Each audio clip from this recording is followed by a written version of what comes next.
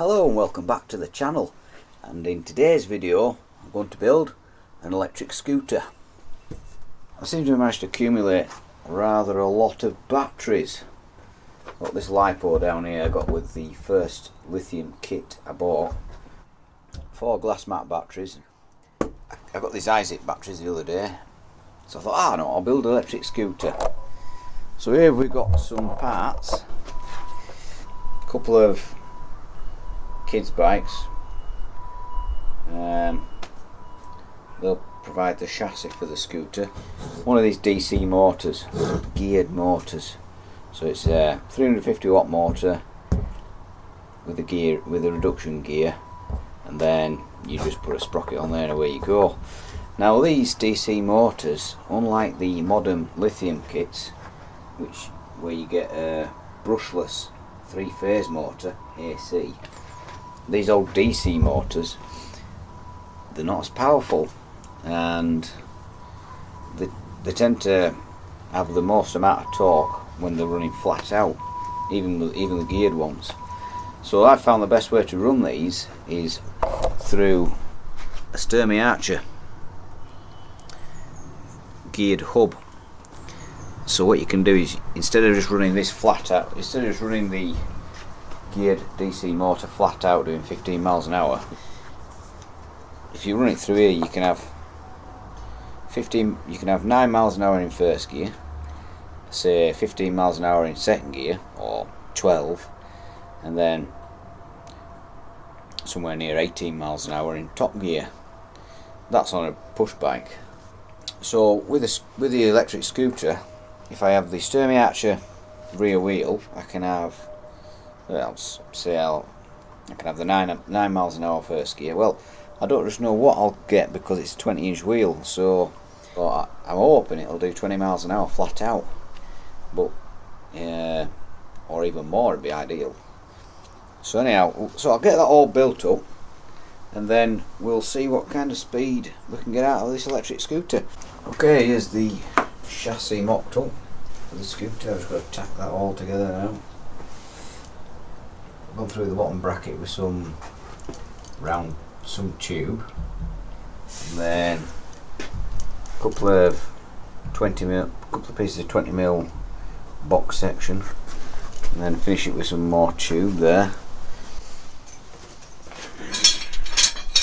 And then these bits of angle iron will sit on the top.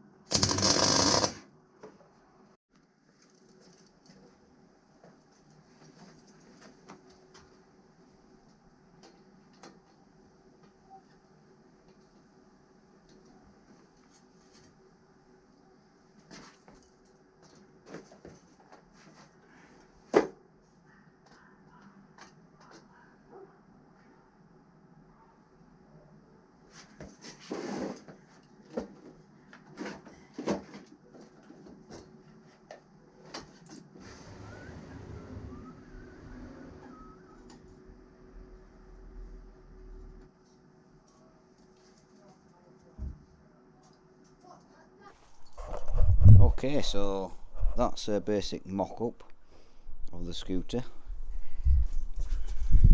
I thought I'd give it a bit of ground clearance so it can go off-road. I've got about 150mm there.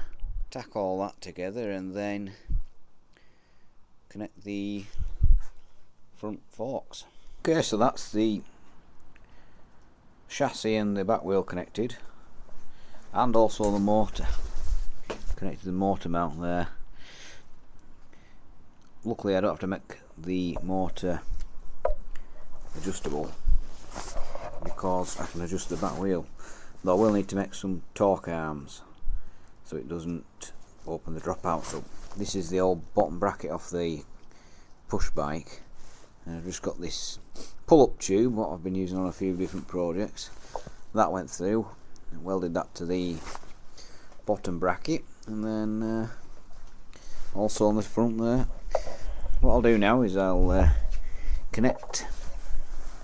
weld on the handlebars and the forks onto this tube, and then we'll be about ready for some batteries then.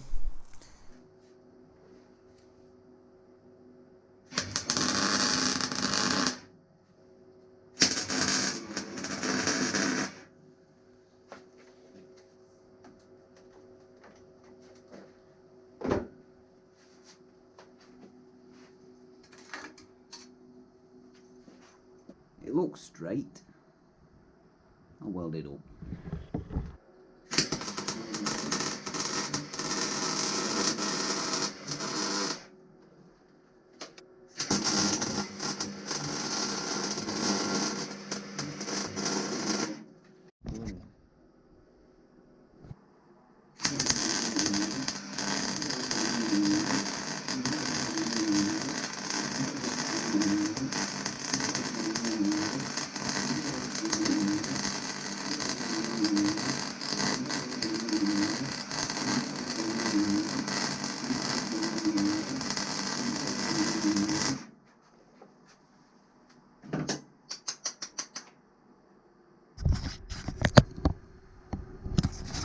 Here we've got the scooter built up, got the forks connected, all the front forks and steerer. I had to extend it because the bars were too low, so I've had to put these, I've had to piece it in with some heavy duty tube. So that's 4mm wall, and then you've got the bolt going down the middle, so that ain't going to break. I know I've welded it in 3 places, but it'd be fine that. So I'll just clean that up with this bit of tube, so that can sit in there, or something similar to that. So I'll clean that up, fit the batteries, and then it's just a matter of connecting the wiring in, putting the ply board down for the floor, and also a bit of tin for the undercarriage to seal the electronics up, and then be ready for a test ride.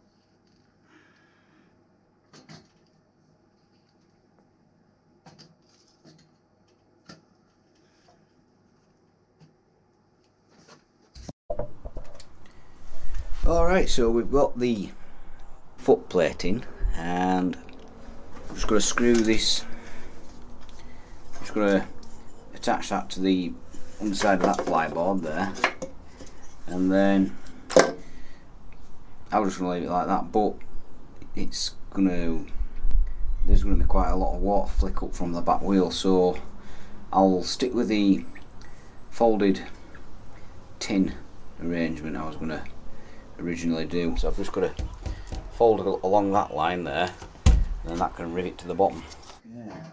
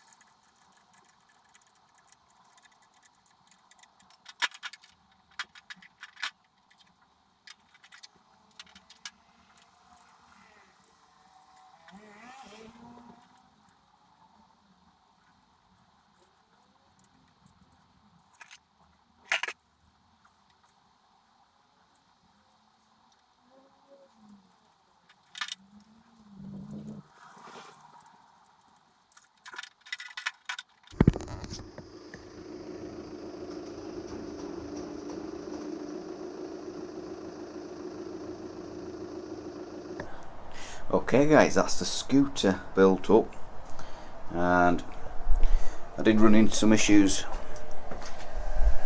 when I took it out for a test. When I put some power through the back wheel, it bent the frame forwards and then the chain went slack. Classic. So I put this brace in, and that stopped that bending, so I can keep the chain tight now.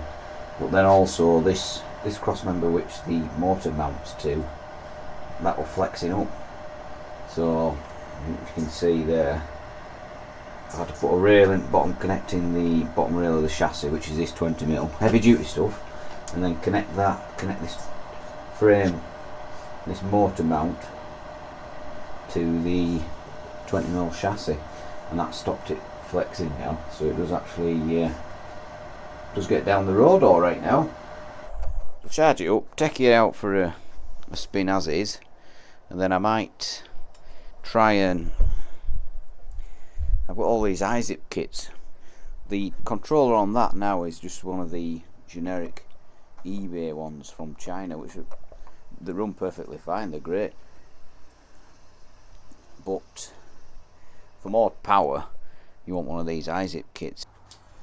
Alright, I've been doing some googling, and apparently you can run these iZip controllers, even though it says 24 volts, you can run them at 36 volts. So I've got 36 volt LiPo there.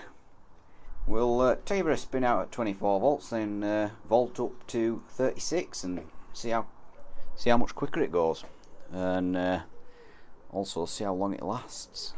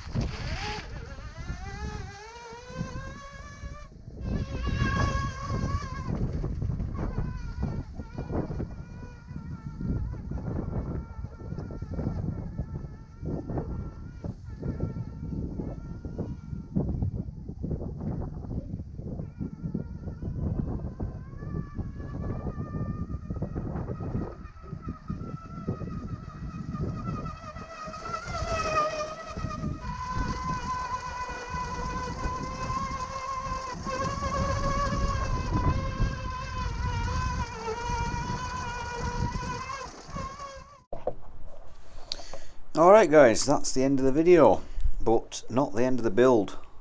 The brake cable has just arrived today, so I've got that to fit. It only had a front brake. It wouldn't really matter because I was only going off road with it. It'd have been nice to have back brake, but I'm reblading now.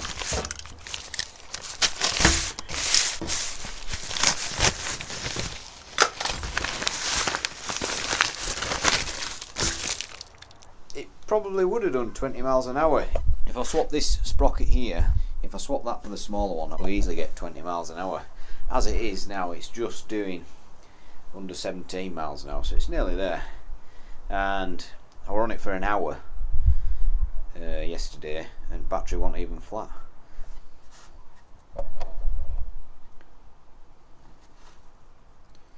A green and a red, so it's got 2 bars left, so that it did alright actually.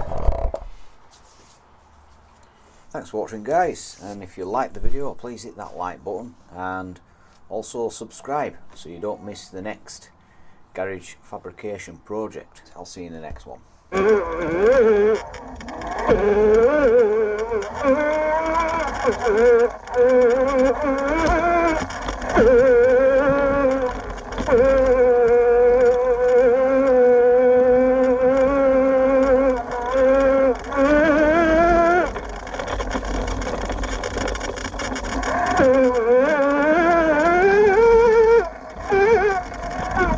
Hey!